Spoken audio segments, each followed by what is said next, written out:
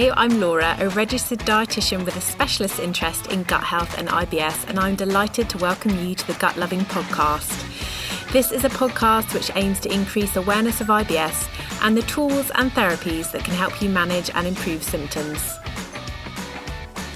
One of the great pleasures of this podcast is that it means I get to chat to some brilliant brains in gut health, and today's guest, Sophie Medlin, is one of those brilliant brains. Sophie is a consultant dietitian who specialises in colorectal health, supporting people with conditions like IBS and inflammatory bowel disease. Now, since the podcast started, we've had lots of questions about inflammatory bowel disease, how it differs from IBS, and how the two cross over. So I thought it was about time you had an expert in to dive into this topic, and with all her expertise, Sophie was my go-to guest. As well as gut health, we also talk about misinformation on social media, body image, and how to take care of yourself when scrolling on the gram, particularly at a time when screen time has jumped up. Sophie is also campaigning for better regulation of nutrition advice on social media. This is such an important topic, so please do follow the link in the show notes today to sign the petition and show your support. So without further ado, let's meet Sophie.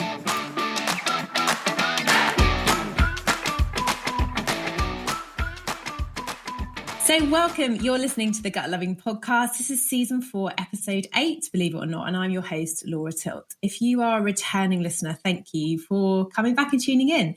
And if you're new, then welcome. I am really glad that you found us. So here in the UK, we're still in lockdown, but we have just passed the first month of the year. So I'm hoping for some warmer weather and lighter days soon. But as we're still working from home, this means that we are still podcasting remotely. So I'm not able to be in the same room as my guest today, but I'm delighted nevertheless that I can chat to her over the internet. So welcome to the podcast, Sophie. Thanks for having me, Laura.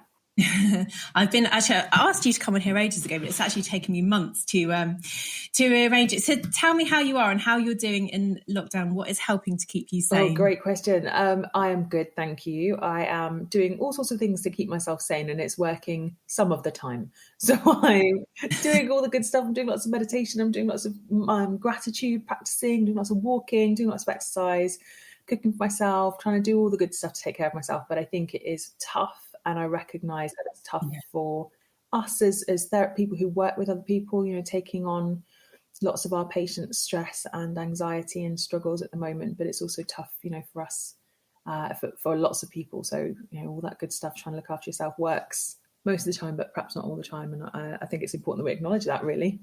Yeah, and it's been going on for so long, hasn't it? I was talking to a friend at the weekend, and she's in Australia, and their lockdown ended a long time ago where she is. So she's, after doing it, for a long time, it gets harder, I think. I think so, and I think it's the moving goalposts. I don't think that humans cope well with moving goalposts ever.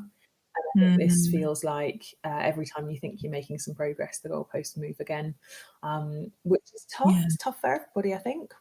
Yeah, I resonate with you. I've already done a little intro for everybody listening, but would you like to tell our listeners who haven't maybe met you or come into contact with your work a little bit more about what you do? Of course. So I'm a dietitian like you, Laura, and I've been a dietitian for a long time. What I like to say is that I've been a dietitian since before nutrition became trendy. So I qualified in 2007. Qualified in 2007. Worked my way up through the NHS for about 7 or 8 years. I specialise in the nutritional management of colorectal diseases. So anyone who's had bits of their bowel chopped out or have diseases in various different bits of their bowel, those are the sorts of people that I work with and have specialised in. I then worked as a lecturer and researcher for 5 years, most recently at King's College in London, where I produced a piece of research on the nutritional management of people who live with a stoma, so an ileostomy or a colostomy. And now I work for myself. So I run a business called City Dietitians, where I see patients online these days, and I do consultancy for companies, product development, all sorts of different things in that kind of nutrition startup space. And I work for the media, so I do some TV work, some radio work, and lots of written work. So busy, Sophie. So much good Keeps stuff. me out of trouble.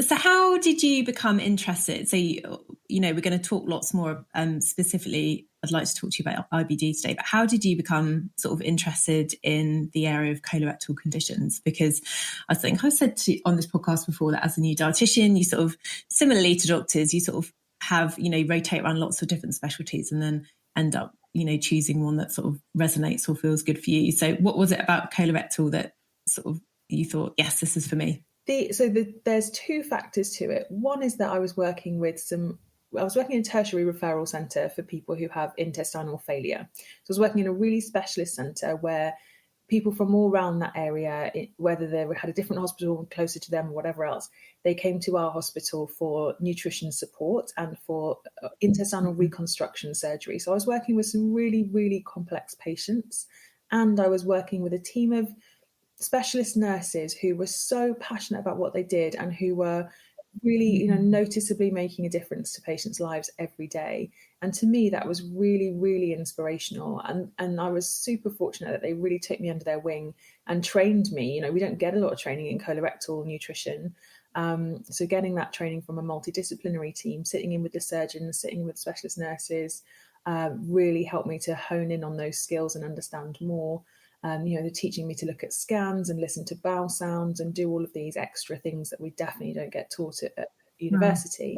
And then really the crux of it for me, and the thing that really drives me in that area, is the difference that we can make as dietitians. So on Saturday, for example, I was talking at a online support group for people who live with a colostomy or an ileostomy, and they, our ability to make a difference to those people's quality of life is huge.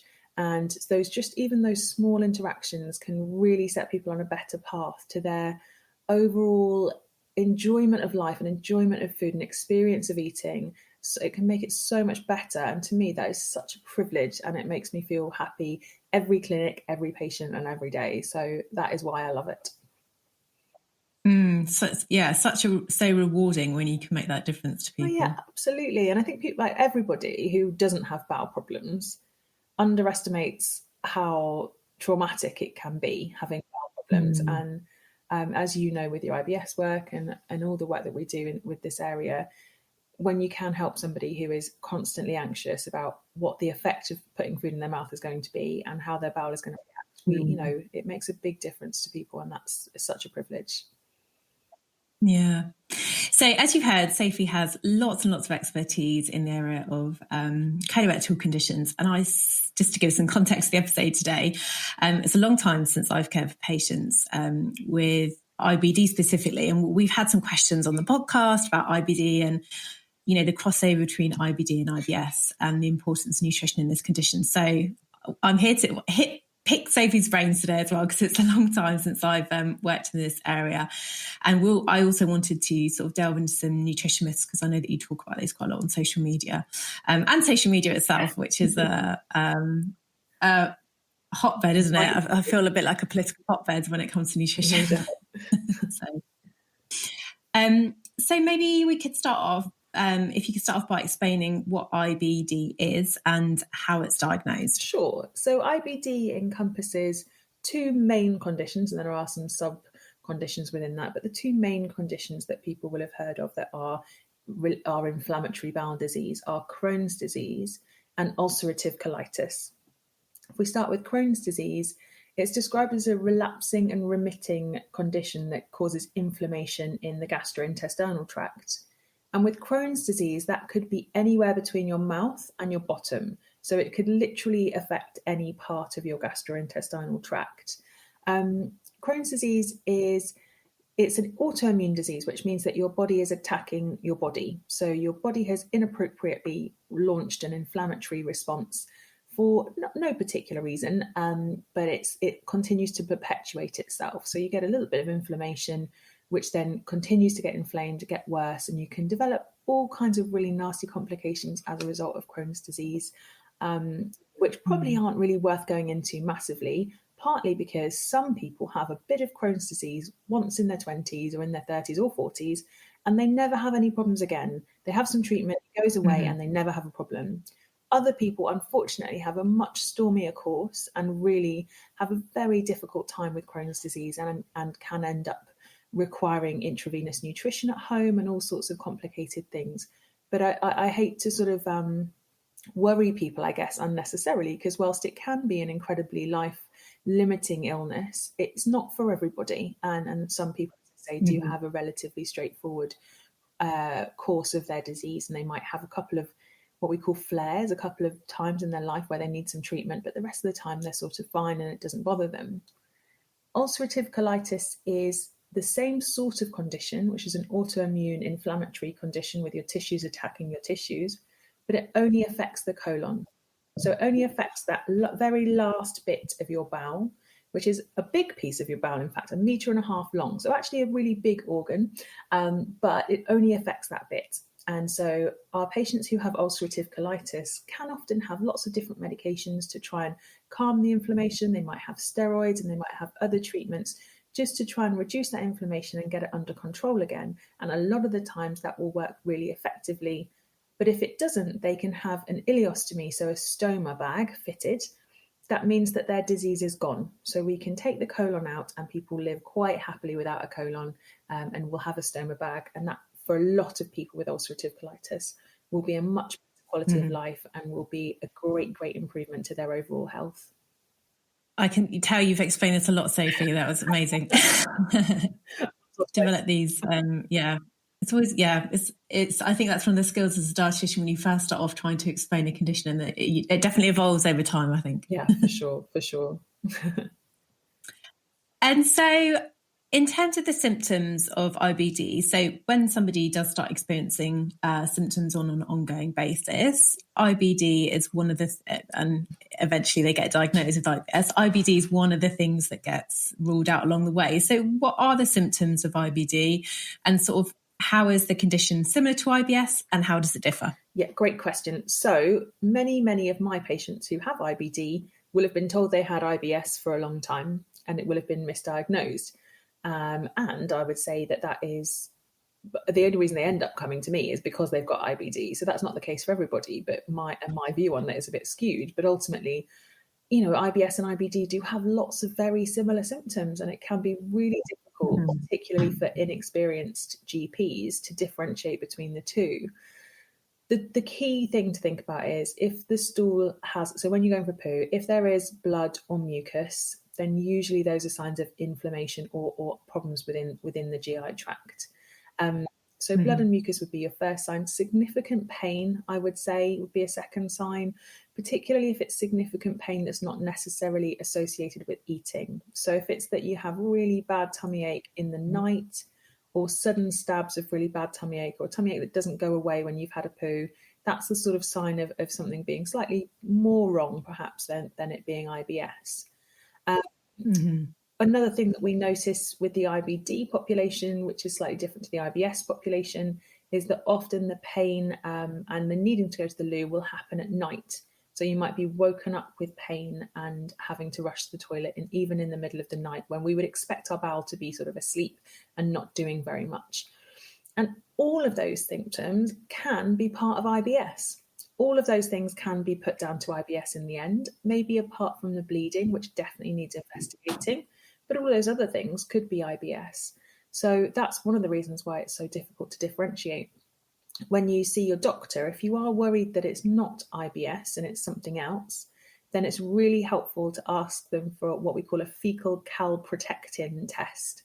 And that measures inflammation in the bowel. And in IBS, there shouldn't really be any inflammation in the bowel. So that marker should be completely normal, even if your symptoms are really quite bad at that time. And that gives us a really good idea. For some people, that will still be relatively normal, but they do have IBD. But generally, if their symptoms are bad, that fecal calprotectin will be really high. And that will give us a good indicator that something else is wrong. And then those patients will have a scan and probably an endoscopy, so a camera up their bottom to have a look at what's going on up there. They'll take some biopsies, and then those biopsies will help us to understand whether it's colitis or Crohn's disease, and other scans like MRI scans and CT scans can help us see exactly where that inflammation is in the gut, so that the treatment can be tailored appropriately for that area of the bowel, and we can manage the nutritional differences depending on which bit of the gut is affected. Okay, brilliant. And then, so can somebody what's your experience of someone having both IBD and IBS? Is it something that can occur, and is it something that's quite common or not in your experience? Yeah, absolutely. Really common, because anytime you've got IBD, there is inevitably going to be disruption to your colonic microbiome, which I'm sure you've talked endlessly about on this podcast, which is great. I don't need to explain that, but whenever you have disruption, obviously, to inflammation and various different things in your gut, that is going to have an impact on your microbiome, and that therefore can cause what we would call functional symptoms rather than the organic symptoms, so the IBD symptoms. It's really difficult with my patients, my IBD patients, to differentiate which of their symptoms is driven by the IBD and which is driven by the sort of more IBS symptoms, those functional symptoms. But the key for me and my lot is to make sure that their inflammation is completely settled before we start treating them for IBS. So we would make sure that fecal calprotectin is really low before I assume that their diarrhea is because of IBS rather than IBD, or before I assume that their bloating and pain is IBS rather than IBD. And we can certainly use similar techniques to manage symptoms. So we might use reduce the FODMAPs in their diet to try and help their symptoms be a bit better. But in general, we'd wait until the inflammation had settled down before we started treating them with any other kind of treatment diets. Okay. Can you talk a bit more about what the treatment options are for somebody with IBD? I mean, from what you said, I'm guessing it's depending, what part of the gut's affected and what the severity is. But can you, give us sort of a bit of an overview? Yeah, absolutely. So initially, it's really important to say that there's no dietary treatment for IBD. Unfortunately, we would love there to be a situation where I can say, this diet is what will stop you getting IBD again and will reduce your rate of remission of flares, and will prevent you ever getting IBD. There's no magic diet, unfortunately.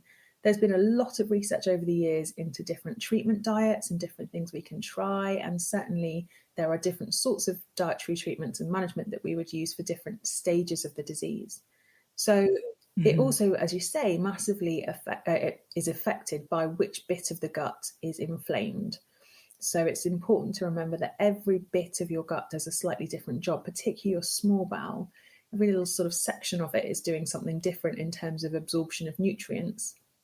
And so if sort of the first part of your small bowel is affected, we can expect things like your vitamins and minerals to be really poorly absorbed. So we need to be thinking about how you're going to get those into your diet, whether you give them orally in a different method or with skin patches or even injections and things like that. So, and then further down, it's generally to do with absorption of different bits, so maybe fluids and things like that. So you might get more diarrhea, but it's not so dangerous from a nutrition perspective.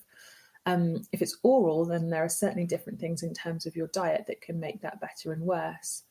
So it's a complicated little picture. The thing to remember is that we can do lots of things in terms of diet to try and make things better. So we can't cure the problem, but we can help to settle the symptoms during a flare, and hopefully to help you to manage it should it occur again in the long run. An interesting thing to try and remember is that the inside of your, particularly your colon, is if you've got an ulcer or some inflammation in there, then it's a bit like having an open sore or a burn on your hand. If you keep touching it, things are going to scrape across it all the time, but what is scraping across it you can manage. So if you are having nuts and seeds and skins and peels and pips and your poo's really bulky and it's constantly rubbing across an inflamed area, that really doesn't help the inflammation to heal and settle. So we can make changes to the fibre content of somebody's diet, make the poo a bit softer and less scratchy, and that can help the inflammation to settle a little bit quicker. So we would do lots of stuff in that arena to try and settle things more quickly for people. If that doesn't work and we're not making much progress and the inflammatory markers keep coming back really high, we can then try things like liquid diets. So we can use special drinks that can give your gut a bit of a rest and optimize the absorption that people do have. And that can help, again, to settle things a bit more quickly. It doesn't work for everybody. And so when that doesn't work, there are further escalation of nutritional management that we can do, including tube feeding. And then later on down the line, we would consider intravenous feeding if absolutely necessary. Okay. And what are some of the sort of dietary challenges that people are experiencing when they come to see you in clinic, when there's somebody who has IBD? All sorts of different things. So often it will be that they have tried all the different medical management and things aren't quite getting better and they want to try something else. Can I take some control of this myself? What can I do to make it better? And unfortunately, with the structure of the NHS and the way that the sort of world is set up, particularly at the moment, consultants will often say, oh, there's not a lot you can do on your way, rather than saying, okay, here's some stuff you could do. And, you know, people are really motivated to help themselves. And again, there's no magic, but ultimately, if we can make the stool less likely to be abrasive in the bowel, and even just so we do the basics, so making the stool less abrasive in the bowel, and then helping their bodies to cope better with the inflammation. So, for example, a lot of people who have IBD will end up following a very beige diet. So they're not getting much fibre, they're not getting much in the way of antioxidants and these sorts of things, which we know help our body to cope better with inflammation, right? So if we can make their diet a lot more colourful whilst managing the fibre content, that generally helps people to feel that they're in control a bit more. It can help your body to cope with inflammation. It can support things like fatigue and make you feel a bit better. On the whole, it may not help the disease itself very much, but it might make you feel much better, and that's really, really helpful. We would also do a lot of work around making sure that someone isn't deficient in any nutrients. So I would write a letter to their GP for the blood test that I want them to do, and make sure that they are not deficient in some of the common deficiencies that occur with Crohn's disease and ulcerative colitis, like vitamin B12 deficiency and zinc deficiency and that sort of thing, which again have a massive impact on our quality of life. Yeah. And can you, oh, sorry, you finished, Sophie. No, so I was just going to say, so we do all that screening, give them a treatment diet and support them in that way. And very often, as I say, it is about the patient wanting to have some level of control and be able to do something positive to help themselves. And diet is one of those things that we can support people with. And do you think that's well enough known? So I'm sort of thinking, is it a case that by the time you see somebody in clinic, they're actually, as you sort of said, maybe at the end of their tether? And do you wish that do you wish that diet was, what's the word I want to use, promoted a bit more sort of early on in the journey? Although I guess it's a tricky, isn't it? Because you don't want to give the impression that it's necessarily going to change their disease progression, for example. Yeah, for sure. I think so. Every IBD patient will have a dietitian who's allocated to the IBD team. So ultimately, you should have access as an IBD patient to a dietitian within the NHS who can help you. Unfortunately, very often those dietitians are diverted to the most at-need patients, which will mean that they are seeing people who are on intravenous feeding or who are, you know, in hospital with their IBD at that time. And so their time is really limited.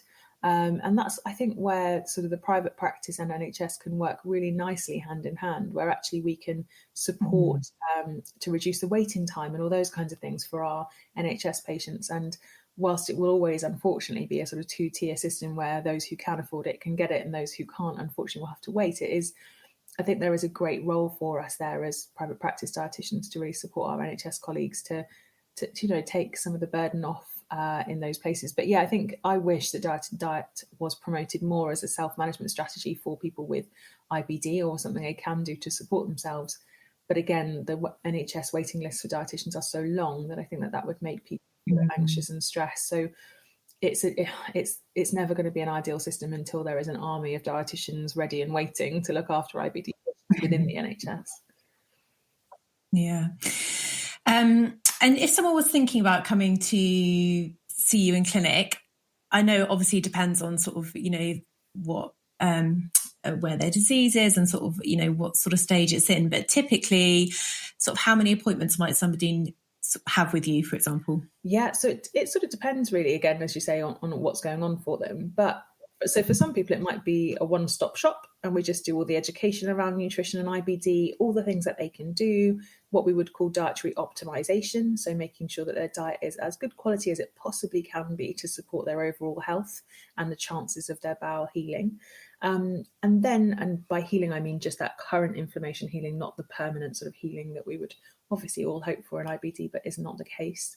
And then with sort of other sorts of patients, it might be that I see them once and then they go on a dietary treatment that we then need to review, reintroduce some food, get things back onto track, make sure that their diet is nutritionally adequate, etc. And so that might be 3 appointments. So we do that as a package as well. So it just depends. I would say most commonly it's 3 appointments for most people with IBD, but that's certainly not for everybody. And some patients I do see on a much longer term basis because they have ongoing problems and they are sicker for longer. So it depends massively. So you mentioned earlier on in our discussion that you're working with patients with stomas. So for anyone who has never heard of this before, can you explain what a stoma is and what the sort of nutrition journey is like for somebody who undergoes this, this I would say, treatment procedure or this change in their physical digestive system? Yeah, so the best way to understand it is that it's basically like changing the plumbing structure in your bowel. So essentially what's happened is a surgeon, for all sorts of different reasons, including things like bowel cancer, rectal cancers, that sort of thing, you can't use the last bit of your bowel anymore. And so what a surgeon will do is cut the end of your bowel, so they open up the end of your bowel and put it against your skin, and then open up your skin so that essentially your poo comes out of an opening on your stomach wall instead of coming out of your bottom. And then that collects in a bag. So you have a special stoma bag which you glue to your tummy, and it sits there, and that's where the poo comes out and is emptied into. You empty your stoma bag as many times as you need to in the day, and that manages things really nicely for you. It could be that you have what we call a colostomy that comes from your colon. And that really is very similar to passing stool out of your bottom, but it just collects in the bag on your tummy. So you'd still probably only pass a couple of stools a day, empty it quickly when you've done it, and that's fine, and off you go. And you can even sometimes just wear a plaster on your opening, so you don't even have to wear a bag all the time. If you have an ileostomy, that comes from your ileum, so the last part of your small bowel. And that would be for things like ulcerative colitis, or if you had a cancer that was further along in your colon, it may often be used for just giving your colon a bit of a rest. So if your colon's inflamed for other reasons, it might give your bowel a rest. Sometimes people have an ileostomy for colonic dysmotility. So if your bowel can't move poo along it properly, then you might have an ileostomy then. And the ileostomy output is much more likely to be continuous. So you'll pass poo into your bag most of the time through the day, little bits here and there, sort of porridgey or toothpastey consistency. Because it's not been through the colon, and it's important to remember that the colon's main job is to absorb salt and water. So the output from an ileostomy is a bit different. But essentially a stoma, we call it sort of a collective term for all the different types of openings that you might have, is where the poo doesn't come out of your bottom anymore. It comes out through an opening on your tummy, and you wear a bag on it, and it sits under your clothes. And most people who have a stoma, you would never know they had one. And there's lots of people who live with a stoma. Probably somebody you know has a stoma, but you don't know. But there is an incredible community of stoma influencers now who are really doing a brilliant job of raising awareness, destigmatizing these kinds of conditions, and showing people that actually they live full, healthy, happy lives with a stoma, which is really different from when I first started working with the stoma community about 12 years ago, where there still was a lot of shame and stigma, and people felt very embarrassed and sad about their stomas. And to be clear, that still happens. I still see a lot of patients who have to do a lot of mental health support with because they've had a new stoma, but ultimately there is a great community of people doing brilliant work destigmatizing it. So if people are interested in learning about that kind of stuff, my good friend and colleague, Mr. Colitis Crohn's, called Misha, has a fantastic page on Facebook and Instagram showing everybody what's going on with his body. And there's Amberostomy and lots of other great influencers. Billy Anderson is another one, who are proudly showing the stomas to the world and destigmatizing that whole situation, which is incredible. We'll add those. We'll add their details to the show notes as well if anybody wants to go and have a look at all the positive work they're doing. And I guess so. Having a stoma can be a huge adjustment mentally and physically as well. So, but what I sort of remember from when I was working in the hospital with these patients is that it's an adjustment, isn't it? Sort of both mentally and physically over time. So can you talk a bit more about sort of how the bowel adjusts over time to having a stoma as well? Yeah, of course. So again, like in general with a colostomy, initially, as soon as you've had it formed, so that's the one that comes from your colon. So you've got all of the normal anatomy and not a significant amount has been taken out. Normally, initially, that would be quite high output. So you might get a bit more liquid output, a bit like diarrhea for a little time into your bag. But then eventually it will settle down and you'll normally pass relatively well-formed stools a couple of times a day, maybe 3 or 4 times a day, depending on what your bowel habit was like before. But actually it should settle to a relatively easy pattern to manage. And that's a little bit easier. With an ileostomy, your small bowel will start to adopt into the role of your large bowel a little bit, to the extent that your small bowel, the ileostomy, the ileum, starts to look like colon, which is incredible when you think about it. So in the first few months, you might have very liquid output from the ileostomy. It might feel like you can't really tolerate various different foods, and that can be quite distressing, and you might think that's going to happen forever. But actually, after about 2 or 3 months, your small bowel adapts and it starts to develop longer villi to absorb more water and to be able to absorb more salt. And so generally patients find that in the first, let's say 2 to 3 months, things are quite erratic and unpredictable, but within 6 months, things have really settled down. And most of the people I talk to who've had an ileostomy for a long time will say that they can eat pretty much whatever they want to. It's no problem.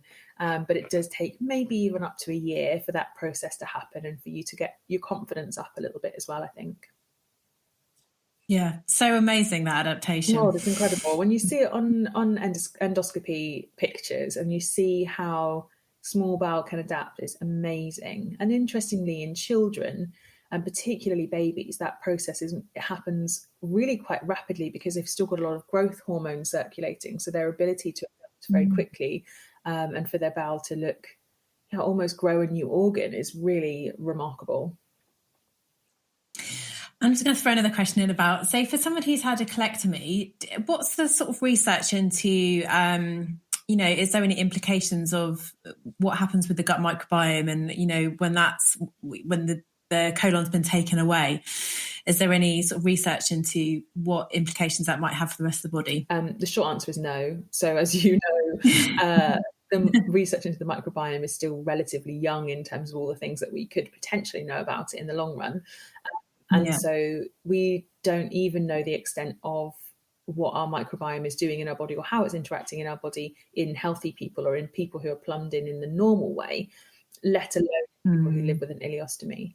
So, or a colostomy, but generally with an ileostomy. So essentially we don't know. And obviously there's like positive things to having fermented foods and kefir and all these other sorts of things for everybody, because we have an oral microbiome and we have an esophageal microbiome and we have a stomach microbiome. So although it might not reach you haven't got a colon, so it's not going to get into your colonic microbiome, actually those kinds of foods can still be positive for us. But unfortunately, there's probably no point in taking probiotic supplements or anything like that. So it's probably not going to sort of do anything as far as we know so far. Yeah. And how can somebody who has IBD or IBS sort of balance advice for symptom control with long-term health? So you referenced earlier that sometimes you see patients who have quite beige diets, perhaps because they have been adjusting their fruit and fibre, that's a cereal, their fruit and vegetable intake or their fibre intake to sort of help with, flares or symptoms. So what sort of advice could you give around that? So the thing to do is to optimize the things that you can tolerate. So most people who have IBD can tolerate root vegetables really well, for example. So we'll go through all of the different coloured root vegetables we can possibly find and make sure that they're having plenty of those in their diet every day. Most people with IBD can tolerate some sort of smoothie, even if they have to pop it through a sieve, they can tolerate some sort of smoothie. So we can get blending up lots of different fruits and vegetables and trying to get some more nutrients into them that way. So really it's about optimizing what they can tolerate and kind of just parking the stuff that they can't, either temporarily and occasionally permanently. With IBD, it's really about making hay while the sun shines. So if you're not in a flare, eating everything you want to and making the most of that and enjoying it, so that when you know that there's likely to be periods where you are again, you can restrict a little bit and know that your body still had lots of great nutrients in the interim. Yeah. And what are some of the most, I'm sure you've got a long list, but what are some of the most problematic nutrition myths you hear, I guess, about IBD, IBS, or even pooping or gut health? I'm going to open the floor. And what are the most sort of problematic ones that sort of, make your blood boil? So with the IBD community, the thing that makes me so angry is that people are really vulnerable. People are desperate for a cure, which modern medicine cannot provide yet.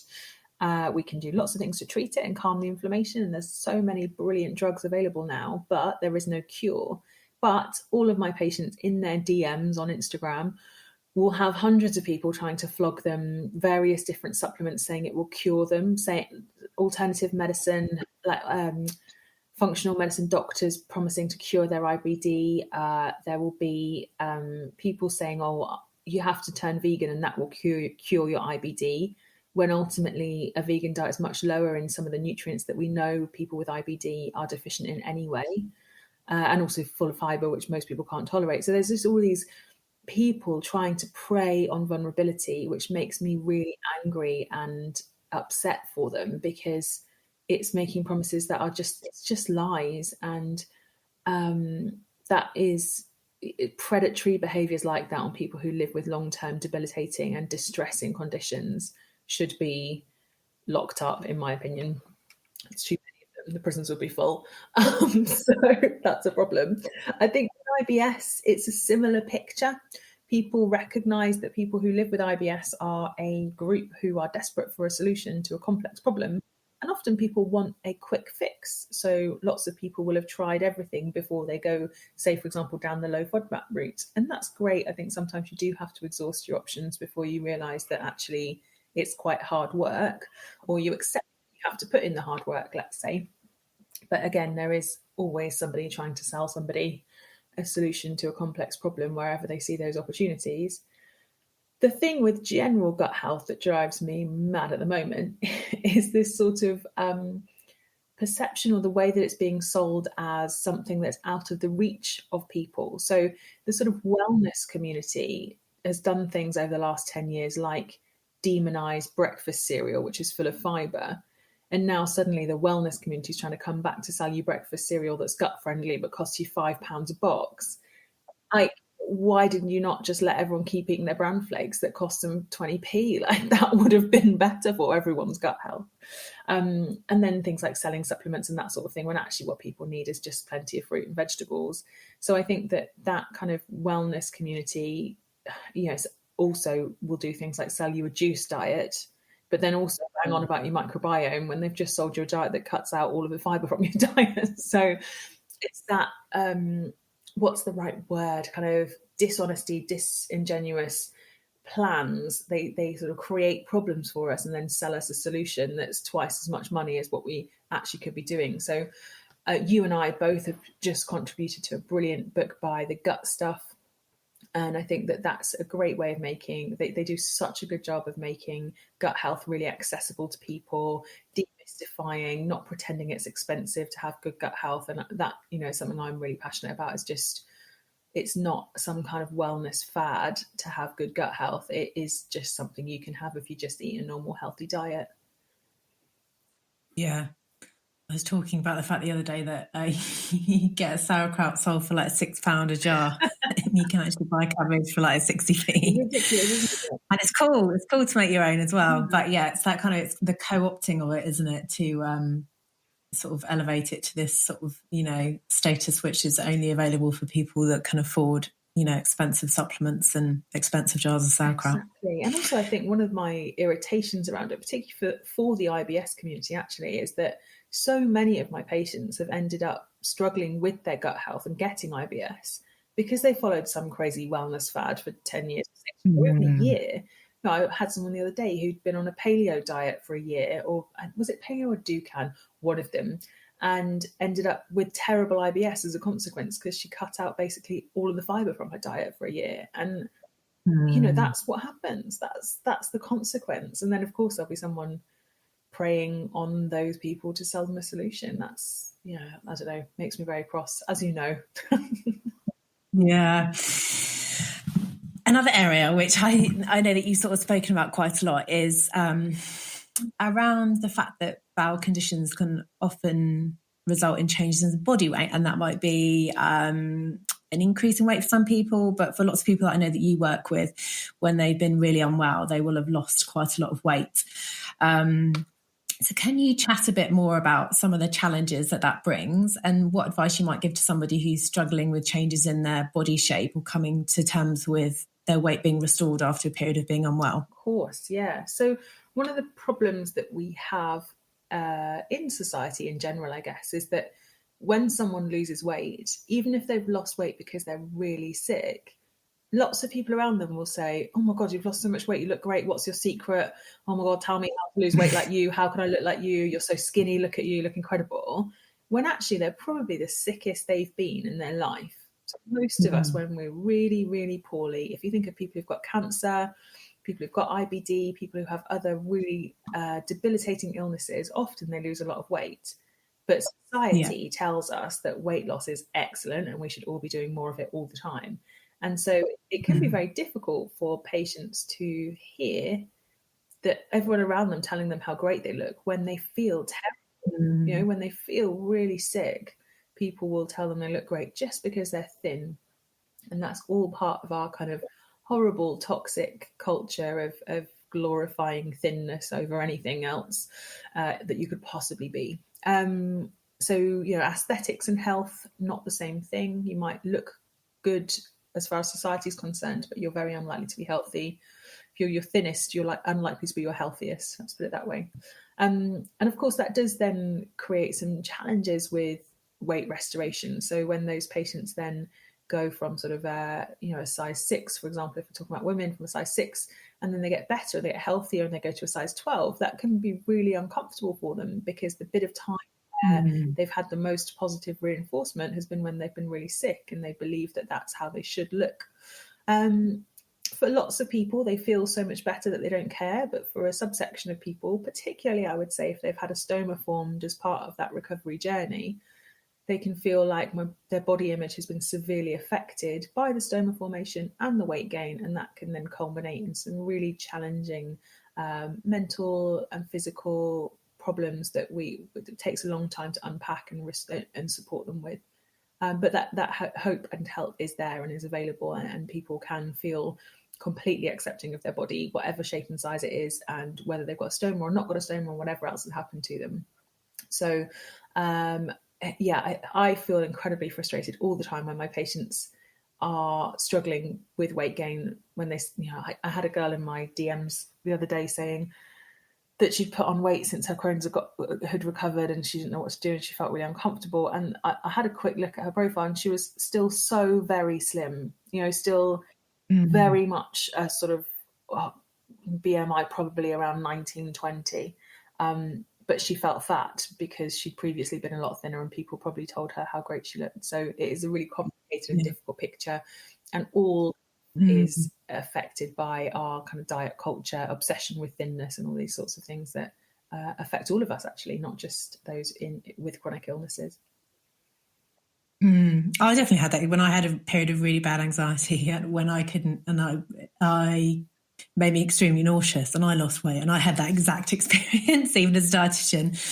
He was saying to me, have you lost weight? And you look great, you look really slim. And actually, externally, like, no one knew that I was struggling actually with anxiety. But so I can imagine if you're feeling, if you're particularly vulnerable and have been through a period of ill health, it's as you say, it's this kind of societal expectation. It's what's so frustrating in the media. Whenever someone's like lost or gained weight, we're all, they're on it all the whole time, aren't they? Yeah, I had a similar experience when I was in a very, very unhealthy relationship. I was very, very thin. And fortunately for me, I look back at pictures of myself then and I remember how unhappy I was, as opposed to thinking, I wish I was that thin again, because I know for myself that actually being that thin is a big sign for me that I'm not happy mentally. But ultimately, probably did get a lot of positive reinforcement for my physique at that time, which was born from horrific circumstances. Same for most people.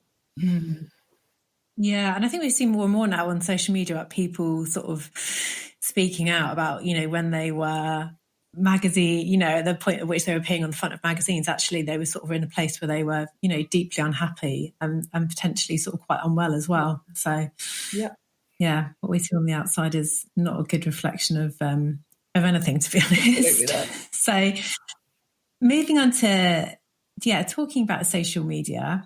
So I want you to talk a little bit about your petition, but tell us some of your thoughts about nutrition in the social media space and what are the themes that you think are particularly problematic? Oh God, Laura, there's so many. It's such a problem. So I think that let me start this story from the beginning. When I qualified as a dietitian, and maybe it's similar for you, Laura, lots of people were saying to me, oh my God, nutrition is going to become huge. It's going to be fantastic, and it's going to really take over, and it's going to be brilliant. And of course, I thought at the time that would mean the NHS would employ an army of dietitians and, I'd have job security for the rest of my life. And of course, what really happened was that the public became very interested in nutrition, but we hadn't really occupied, and social media sort of blew up at the same time, but we hadn't, as dietitians or healthcare professionals, or even the Department of Health, Public Health England, etc., occupied any of those spaces.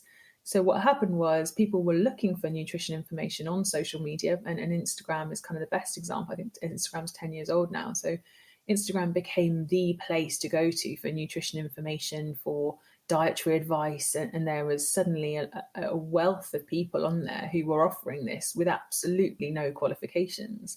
And we can trace some really dangerous or risky sort of nutrition trends back to those early Instagram days, like people cutting out all dairy from their diet without any messaging around bone health and the possible implications of that. We still see that today. The plant milk market is absolutely massive in this country. Things like replacing all fats with coconut oil, which, we as dietitians were going, well, it's full of saturated fat. What are you doing? That's going to be terrible for you. Undoing decades of Public Health England work, getting people to reduce the amount of butter. Overnight, Instagram suddenly increases our risk of heart attacks by 10 times. It's just terrible. And, then clean eating came along, and that then became a real theme within Instagram. And again, all of these, that space, the influencers, the people with the biggest nutrition followings, and still really to this day, have no qualifications in nutrition.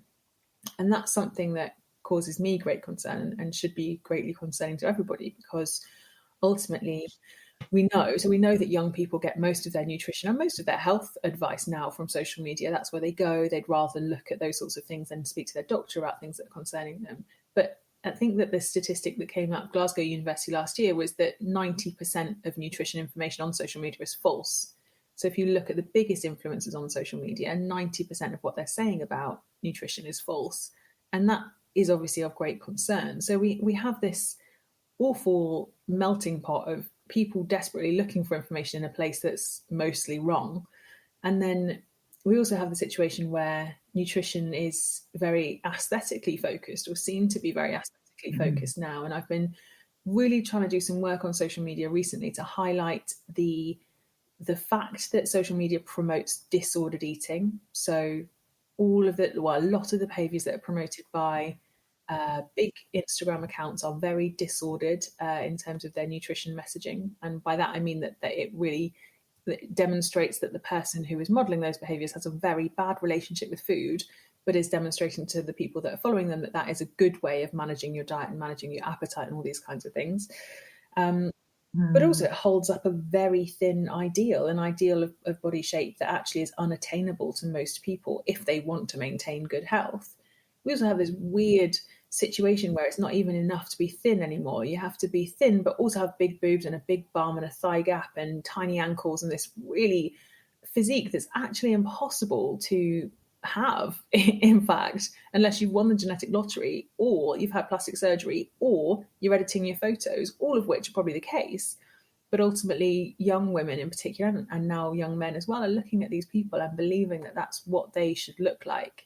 But again, those people who look like that don't even look like that in real life, or didn't even look like that before they had surgery. So it's multiple problems on social media that are affecting young people's relationship with food. And my clinics are full of disordered eating patients, and my eating disorders colleagues are sold out because there's just so many people really suffering, particularly at the moment, I think, as our sort of ingestion of social media has escalated through the pandemic.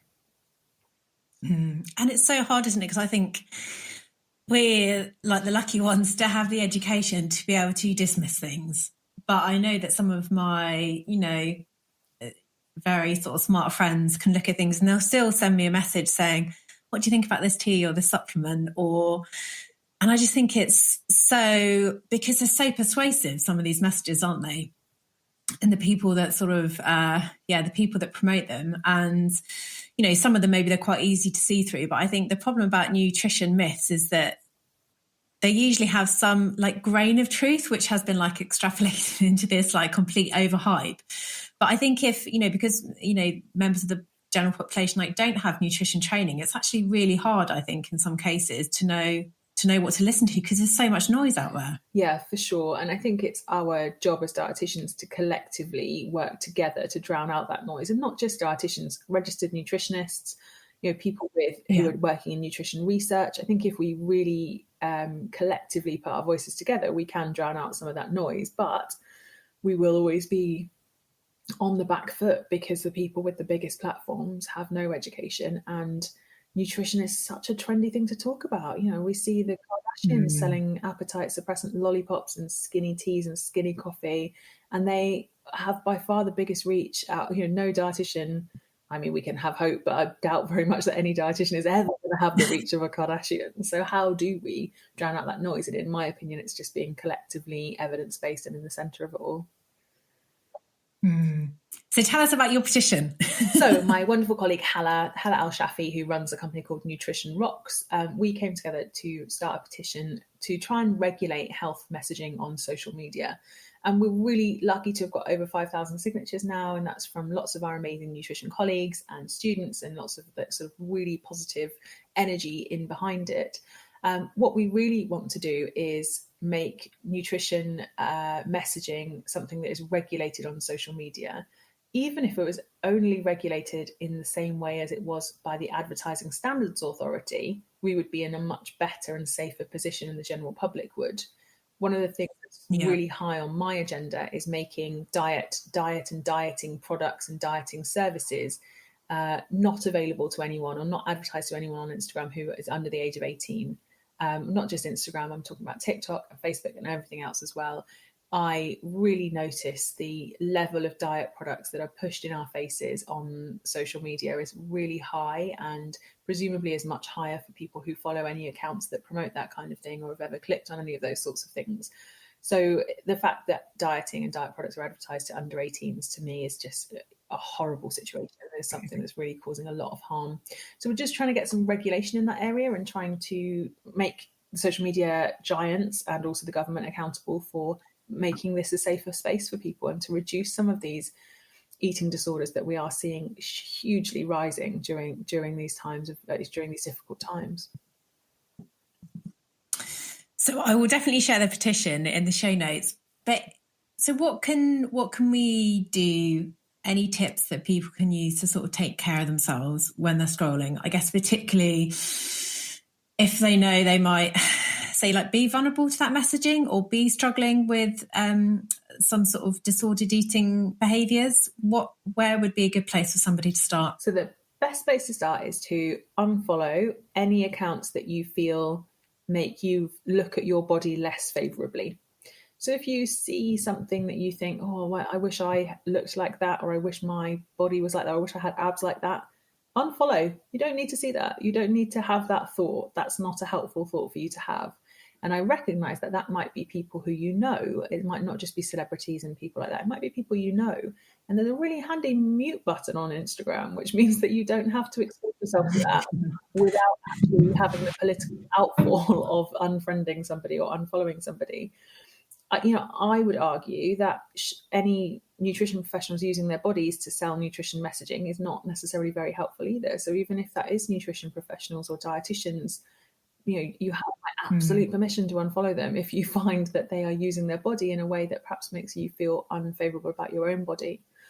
Always try and get nutrition information from evidence-based people. So registered dietitians would be your safest bet. If it's a registered nutritionist, you need to check that they are registered and not just somebody who's using the title as nutritionist, which isn't unfortunately protected. So just check who you're getting your nutrition information from. But most importantly, do that really good social media hygiene. Don't have any pictures of bodies going onto your phone that you feel make you have that negative thought about your own body, because you don't have to. That doesn't have to be part of your life. That's a choice you're to make that comparison and feel negative about yourself. And I think it's we need to remind ourselves, because it's a bit like reading the news and sort of monitoring what we let into our own headspace and how that affects us through the day. And I think we can go onto Instagram and scroll and come off feeling worse and actually not really question that feeling. So thinking about how we feel when we use these apps and, what we're exposing ourselves to. And actually, I think it's quite empowering to recognise that we we can't at the moment, unfortunately, control what those people are posting, but we can control what we're letting into our headspace. Yeah, for sure. And, social media is pervasive. We're all consuming a lot of social media at the moment. So just be conscious of what messaging you're allowing yourself to absorb during that time, because your relationship with your body and your relationship with food is precious. And if people are undermining that, then that's not something that you should be allowing into your space. Sophie, thank you so much. You've been brilliant. My pleasure. Thank you for having me. Sorry about the long rants. No, I've loved it. So just to close off, where can people find out more about you and your brilliant work? I'm going to pop a link to City Dietitians and your social media. Are they the two main places that people can connect with you? Yeah, absolutely. So I'm Sophie Dietitian everywhere on social media. The business is citydietitians.co.uk. There's all sorts of different bits and pieces on there that you can have an explore of in terms of the work that I'm doing and what I've done in the past. But yeah, I would always welcome interactions on social media. I'm very active on there, just like everyone else at the moment. Amazing. Thank you so much, Sophie. It's been a pleasure, and I'll speak to you soon. See you soon. So that brings us to the end of today's episode. I really hope you enjoyed it and took something useful from our conversation. If you did enjoy it and are enjoying the series, we would absolutely love if you could give us a review. It really helps other listeners to find us and encourages us to keep going with the show. And if you are really enjoying the episodes and series, why not hit subscribe so that new episodes land in your podcast inbox without you needing to remember to check in. So thanks again for joining us, and we look forward to you tuning in again next time. Take care.